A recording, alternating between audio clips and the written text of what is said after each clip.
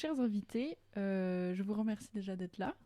Et vous ouvrez le bal du nouveau cycle de tempo sur la musique et la politique. Vous allez donc être les premières à répondre à la série de questions que je poserai à tous mes prochains invités. Ces questions concernent votre rapport personnel à la politique. Et juste après, du coup, j'ai ajouté des questions sur votre rapport au féminisme et au militantisme pour transitionner doucement vers notre sujet. Du coup, première question. Est-ce que tu es sensible à la politique, Charlotte ? Oui. Dans quelle mesure ? Est-ce que quelles sont tes habitudes ? Est-ce que la politique est dans ton quotidien, par exemple ? Dans mon quotidien intime et extrêmement personnel, c'est-à-dire que ça influence mon comportement au quotidien, même la façon dont je vais me parler à moi-même. C'est une veille permanente pour moi, la politique, euh, parce que c'est une rééducation et une pensée en communauté et individuelle. Et toi, Eva, est-ce que la politique est-ce que tu es sensible à la politique ? Oui, bien sûr. Enfin, je pense que, je sais pas, moi aussi, depuis super longtemps, quand j'avais 7 ans, je voulais être présidente de la République. Voilà. Donc, c'est trop classe. depuis que j'ai 7 ans. Est-ce que c'est un projet que tu vas mener Non. J'ai essayé de militer dans des partis politiques et je me suis rendu compte que c'était très loin d'être ce que j'imaginais et je m'en suis vite éloignée. Et qu'est-ce qui t'a déçu ? Parce que c'était un parti politique qui avait qui naissait sur des textes forts, qui avait une base théorique assez puissante, assez ancrée, assez développée, dans laquelle je me reconnaissais quand j'avais 17-18 ans. Et quand je suis arrivée, en fait, il y avait que des mecs qui prenaient la parole, et toi, t'avais le droit de prendre la parole que si t'étais là depuis 6 ans, si t'avais fait tel voyage, si t'avais parlé à telle personne. Et tout de suite, on a voulu... il n'y avait pas beaucoup de nouveaux adhérents, adhérentes. Tout de suite, on a voulu me faire monter assez haut. Et en fait, quand j'arrivais dans les sphères de discussion, même, moi, j'avais pas le droit de parler parce que j'étais pas là depuis assez longtemps, parce que j'étais une meuf, et parce que c'était toujours les 4 mêmes mecs qui prenaient les mêmes décisions. Et donc, ça m'a refroidi. On peut comprendre. Voilà.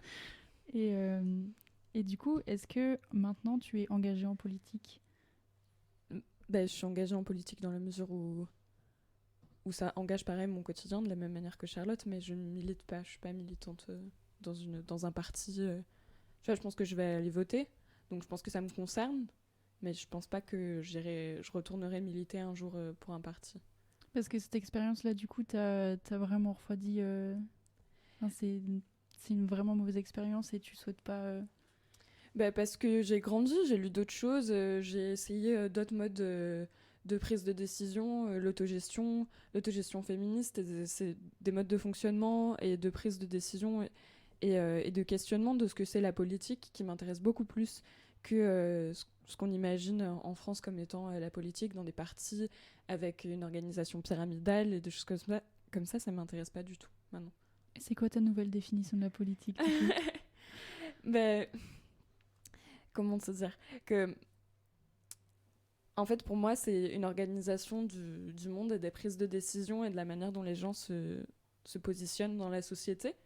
Et moi, je vois ça plus dans ce que j'expérimente, du coup, l'autogestion et la prise de décision en collectif, la prise de décision féministe, qui met au cœur de son raisonnement les luttes féministes, antiracistes, queer, intersectionnelles.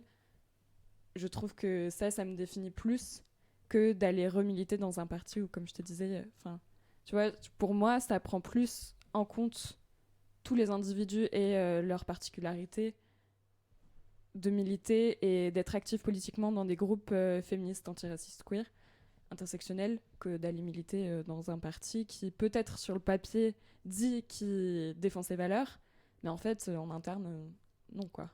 Ouais. Voilà. Et toi, Charlotte, est-ce que tu es engagée politiquement ? Si on parle de parti politique, de militantisme, non. Mais après, j'estime que l'engagement, c'est, encore une fois, c'est au quotidien, ne pas baisser les bras dans un débat ou tout simplement, comme je disais tout à l'heure, veiller à ses lectures, veiller à ne pas...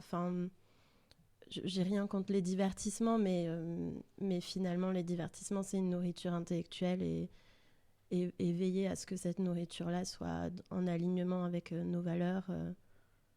C'est des petites choses qui, à la fin, font un engagement, parce qu'en fait, si on se nourrit déjà, on peut évoluer, on peut grandir. Et du coup, je divague un peu, mais en termes d'engagement, pour moi, c'est ça, en fait. C'est lire des femmes, écouter des femmes, soutenir mon entourage, militer dans la mesure où, oui, je vais manifester avec les féministes, avec les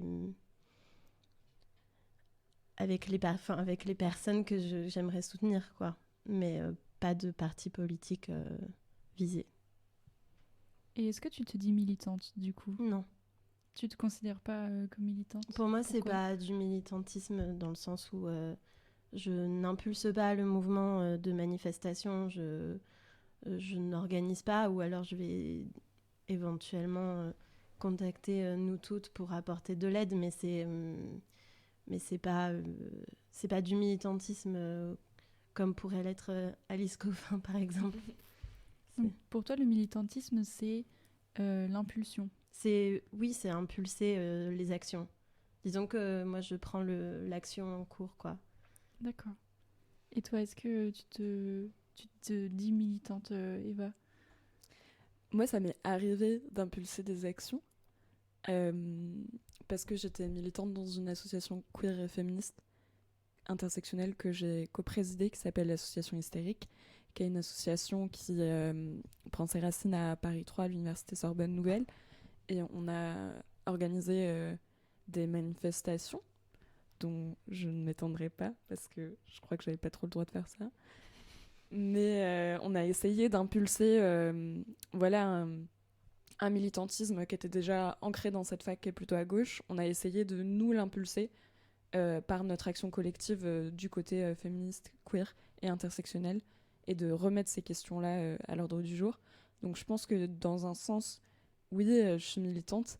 Après, comme dit Charlotte, toutes les manifestations auxquelles je vais, c'est pas moi qui les organise parce que... Enfin...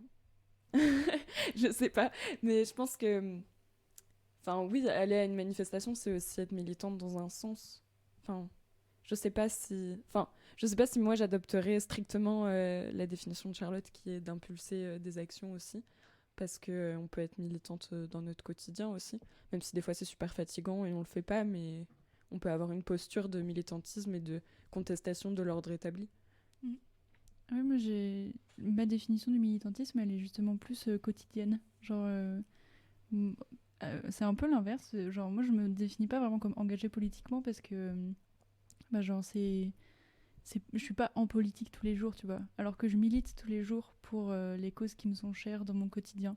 Ça, c'est marrant. Du coup, on voit pas du tout les choses pareilles, mais c'est les mêmes idées. Oui, c'est ça. C'est juste qu'on pose pas les mêmes mots dessus, tu vois. Genre, en organisant une émission de radio sur le féminisme, je milite pour la cause, tu vois, alors que c'est pas ce que j'appellerais de l'engagement politique. Mais voilà. Et tu l'as un peu évoqué tout à l'heure, est-ce que tu vas voter ?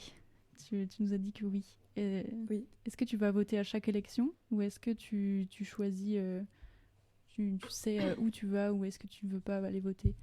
Non, je vais voter à toutes les élections, même si je vais voter blanc. Et je l'explique, et c'est peut-être un peu vieux jeu, mais que les femmes ont le droit de vote depuis à peu près 50 ans.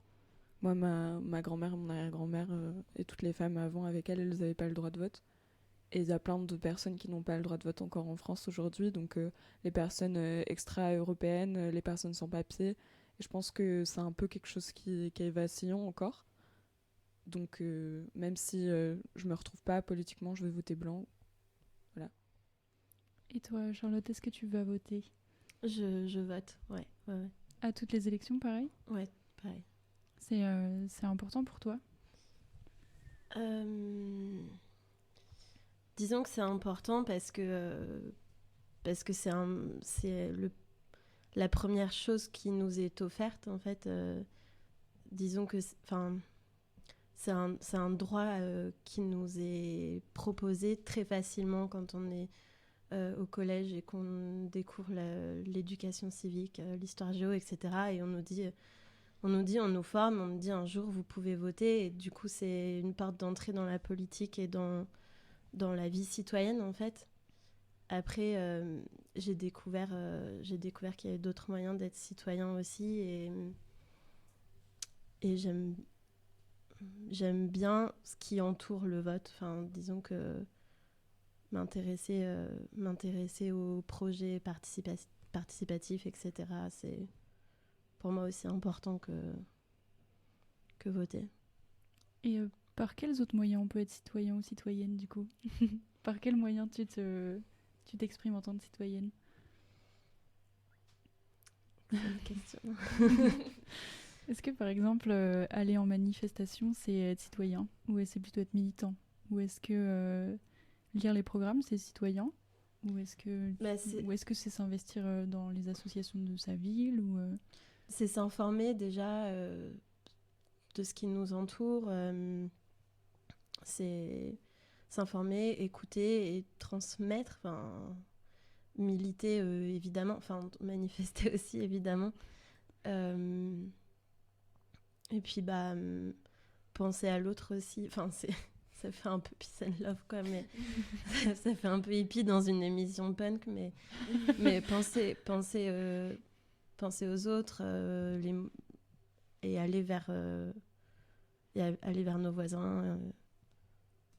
Enfin, moi, j'habite à la Goutte d'Or, en fait, et c'est un milieu, enfin, c'est un écosystème où on ne peut pas ne pas se sentir citoyen, vu que, en fait, vivre là, c'est déjà un engagement. Pour ceux qui ne sont pas parisiens, la Goutte d'Or, c'est quoi? La Goutte d'Or, c'est un quartier dans le nord de Paris, dans le 18e arrondissement, où vivent une communauté d'Afrique du Nord et également une communauté plus Afrique noire, principalement. Je dis ça parce que j'ai rencontré que des gens qui viennent du Sénégal. Mais c'est un quartier, en fait, où les flics font la loi devant la mosquée parce qu'ils sont flics et qu'ils ont le droit de faire la loi, alors qu'en fait, les gens vivent simplement leur culte et leur culture au-delà de ça, quoi. Et en fait, c'est un quartier où les communautés sont en majorité, mais n'ont pas le pouvoir de l'être. Et je vais switcher sur les questions féministes. Oui. Est-ce que tu te dis féministe, Charlotte? Oui. Et par quoi pourquoi c'est quoi être féministe pour toi? Être féministe, c'est désirer l'égalité des sexes. Ça, c'est la définition Wikipédia. Le dictionnaire dit ça. Voilà, le dictionnaire dit ça. Et après, au-delà de ça, moi, ce serait abolir le pouvoir entre les sexes et dans le genre. Et pour toi, Eva, c'est quoi le féminisme? Tu me demandes pas si je suis féministe? Oui, si, tout à fait. Est-ce que tu es féministe? Oui, j'ai un joli t-shirt. Qu'est-ce qui est écrit sur ton t-shirt? Féministe satanique. C'est un peu de la provoque. Non, mais oui. Et qu'est-ce que c'est être militante, être féministe, c'est ça? Pour moi, ça rejoint ce que dit Charlotte, c'est abolir les classes, les dominations et tous les enjeux de pouvoir qui se jouent parce qu'il y a des gens qui ont décidé que... Enfin, ouais, je veux tout abolir. Le pouvoir, les sexes, les genres...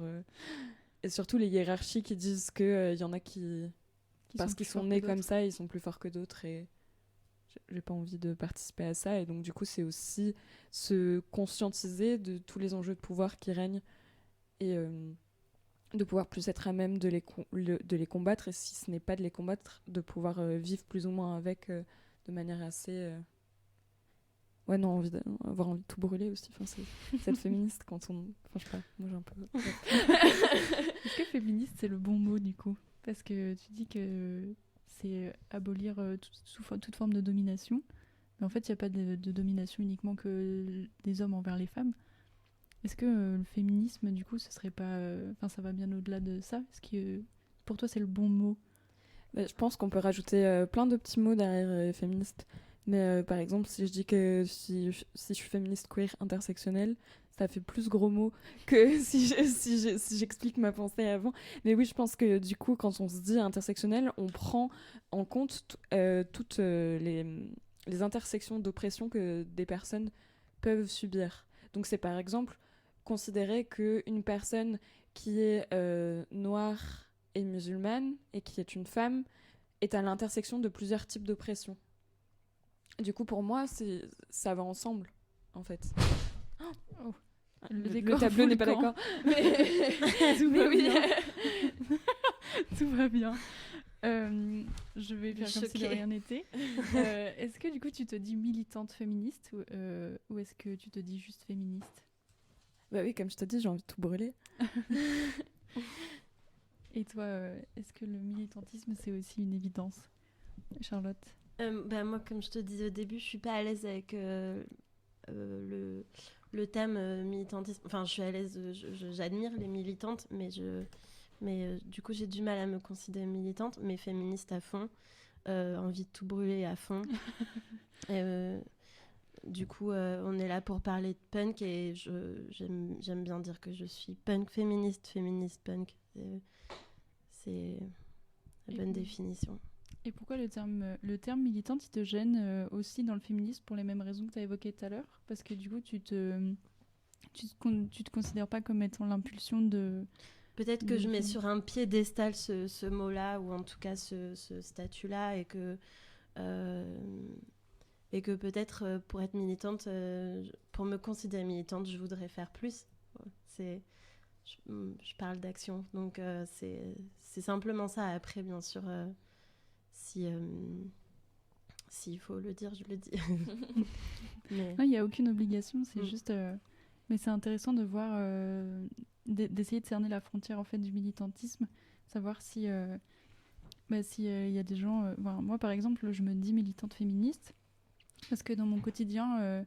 Je bataille pour qu'on entende ma voix, pour faire entendre la voix de d'autres féministes, mais ça passe dans mes actions aussi plus personnelles et dans l'intimité aussi, tu vois, genre refuser certains propos,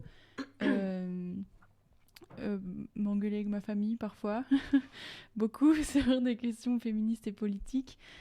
Pour moi, c'est une forme de militantisme aussi, même si... moi, je vais rarement en manifestation, je suis pas l'impulsion d'événements, etc. Mais voilà, il n'y a aucune obligation à se dire militante, en tout cas. C'est juste intéressant de voir un peu la frontière qu'il y a entre tout ça. Ouais. Et j'ai une autre question aussi. Est-ce que vous avez mis du temps à vous dire féministe publiquement? Ou est-ce que ça n'a jamais été un problème? Comment dire, c'est rigolo ce que je veux dire là. Mais moi, je pense que c'est plus une étiquette qu'on m'a collée au début, avant que moi je me rende compte que ça pouvait entrer enfin, que je pouvais être féministe. Mais c'était avant MeToo, et moi, par exemple, quand j'étais au lycée, les gens qui étaient pas sympas avec moi me connaissaient comme étant la meuf qui avait des poils sous les bras, tu vois. Et pour eux, c'était genre la féministe, Eva, c'était une insulte en mode elle se reste pas à Berck, c'est une féministe, tu vois. Et j'étais là genre quoi, mais tu vois, c'est pas monté tout de suite au cerveau. Et en fait, j'ai commencé à creuser dans le féminisme après mon expérience foireuse dans des partis politiques, où je me suis dit mais attends, mais pourquoi en fait? Parce qu'il y avait tout un pan idéal d'idéaux qui tombait, non, c'était pas forcément tout ce en quoi je croyais, mais quand même pour moi c'était super important cet engagement, et j'ai vu que ça marchait pas à cause de certaines décisions de prise de pouvoir à cause de certains hommes, et du coup je me suis dit mais merde, pourquoi? Et après là j'ai commencé à m'intéresser au féminisme parce que ça m'a vraiment fait une révélation, un déclic. En fait je pensais que c'était normal et que ça allait pas arriver dans ce milieu-là. Et en fait, si ça arrivait, c'était la norme, et c'est à partir de ce moment-là où j'ai commencé à me conscientiser, à lire des trucs, à m'engager. Après, j'ai rejoint l'association Hystérique, je me suis beaucoup formée avec mes pairs aussi, et voilà. D'une expérience foireuse en politique, je suis devenue féministe. Mais on grandit tous et toutes d'expériences foireuses. Et toi, Charlotte, est-ce que tu as mis du temps à dire féministe ou c'était une évidence pour toi? Non, énormément. Du coup, ça m'intéresse de dire que j'ai 10 ans de plus qu'Eva. Donc, du coup, en termes de timing, c'est différent.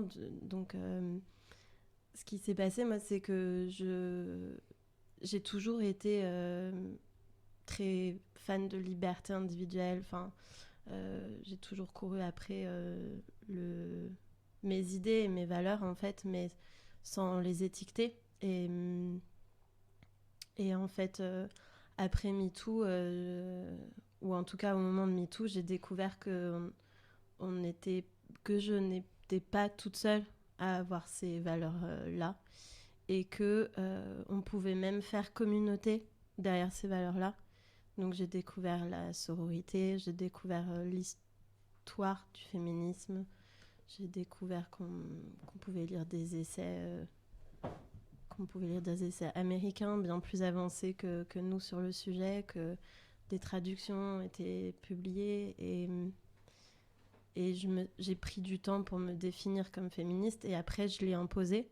On ne me l'a jamais proposé, ce terme. Je l'ai imposé à mon entourage qui voyait ce terme comme effectivement quelque chose de méchant. Alors s'il faut être méchante, je suis méchante. C'est un terme qui n'est pas facile à porter du coup au début, parce que c'est vachement connoté négativement, ou tu l'as pas ressenti comme ça? Disons que le féminisme, c'est politique. Être politique, c'est être engagé. Être engagé, c'est soutenir des débats, c'est proposer des idées, remettre en question le présent pour améliorer le futur. Alors oui, ça dérange. Ce qui dérange est perçu comme négatif. Et est-ce que ta musique, elle est féministe? Oui. Carrément. Le féminisme m'a amenée à la musique. Et pourquoi est-ce qu'elle est féministe, ta musique? Pourquoi tu l'appelles comme ça? Qu'est-ce qui fait d'elle quelque chose de féministe? Parce que déjà, c'est de la musique et que je suis une femme. Et pour une femme, accéder à la musique, c'est pas évident. Moi, c'était clairement une action militante pour le coup, de faire de la musique, parce que j'ai pas eu accès. Et j'ai pas eu accès parce que je suis une femme. On pourra peut-être revenir sur cette expérience commune à peu près toutes les filles qui m'entourent, en tout cas toutes les musiciennes. Mais je crois que j'ai perdu le fil. Ma musique est féministe, oui. Donc parce que je fais de la musique, et ensuite parce que pour moi, prendre un micro, avoir la chance en tant que femme de pouvoir prendre un micro, de pouvoir faire de la musique, ça veut dire pouvoir parler de choses qui me tiennent à cœur. Alors, pourquoi pas parler d'amour, mais en fait, c'est un privilège. C'est un privilège, et du coup, c'est des textes que je vais prendre soin d'écrire ou prendre soin d'écouter quand j'écoute, parce que c'est un moyen magique de faire passer des idées. Et toi, Eva, est-ce que ta musique est féministe? Oui. pareil que pour les mêmes raisons que Charlotte. D'ailleurs, on partage un groupe. Je crois qu'on peut le dire, un tout petit. On dira pas le nom. Mais oui. Et pareil, pour exactement les mêmes raisons. Je saurais pas comment dire plus. Voilà. Et pourquoi avoir choisi le punk, du coup, pour vous exprimer ? Alors, parce que, en fait, pour moi, j'avais des blocages au niveau de... je suis guitariste, et j'avais des blocages au niveau de la technique, et je me disais, mais jamais j'arriverai à faire de la guitare bien. Il y a tellement de gens qui font de la guitare super bien, et surtout, il y a tellement de mecs qui veulent t'apprendre comment faire de la guitare, et qui en font beaucoup mieux que toi, et tu n'y arriveras jamais, et tu pourras jamais le faire. Bref. Passé tous ces blocages et tout, j'ai découvert qu'en fait on pouvait faire de la musique sans être technique, sans être virtuose, sans avoir la présomption d'être virtuose. Et c'est là où je me suis dit le punk ça a l'air bien, parce que je suis arrivée quand on s'est rencontrés avec les filles du groupe, je me suis dit bon, moi je veux faire du bruit. Et en fait je fais du bruit d'une manière plus ou moins artistique, tu vois. Je dis pas que voilà. Mais ça m'a libérée, le punk m'a libérée vraiment de tout cet aspect virtuose technique qui m'inhibait personnellement vraiment beaucoup. Et aussi dans les thèmes qui sont abordés, c'est des thèmes assez contestataires dans la musique, et c'est aussi une organisation en fait, le punk. Donc c'est une organisation pour moi qui tend vers l'horizontalité, tant que dans l'organisation d'un groupe que dans la manière dont on discute ensemble, dont on envisage notre pratique artistique et collective. Je trouve que moi, la manière, dans mon idéal, c'est un style musical qui permet de remettre au centre le collectif. Et toi, Charlotte, du coup, pourquoi t'as choisi le punk ? Parce que tu m'as dit au téléphone que t'avais découvert ça il y a quelques années. Ouais, complètement. Donc je vais le dire au risque de passer pour une imposteur. Mais j'ai découvert le punk à peu près au moment de MeToo, en fait. Donc c'est ce que je te disais avant l'émission, c'est que tout s'est mélangé pour moi, le féminisme et le punk. Et j'ai pas vraiment choisi le punk. Disons que c'est ce que j'ai entendu, en fait. J'étais dans une période où j'ai souvent fait beaucoup de concerts, écouté beaucoup de pop, etc. Mais en fait, je me suis rendu compte en descendant dans une cave punk, je me suis rendu compte que c'était la musique que j'entendais, en fait, qui me parlait. Des textes qui me parlaient aussi, c'est des choses qui te réveillent, en fait, qui te sortent de ta pensée et qui viennent remplir un espace que tu pensais pas qui existait pas. Enfin, et en fait, j'ai découvert qu'en plus du féminisme, voilà, le milieu punk était un milieu, une communauté qui tendait vers l'égalité, qui tendait vers l'anticapitalisme, l'antifascisme, l'antiracisme, des valeurs qui me tenaient à cœur. Et je me suis dit, ok, si c'est une musique que j'entends, si c'est une musique qui me parle au niveau émotionnel, et des textes aussi engagés, mais c'est génial, en fait. Quel bonheur d'avoir découvert ce genre. Voilà.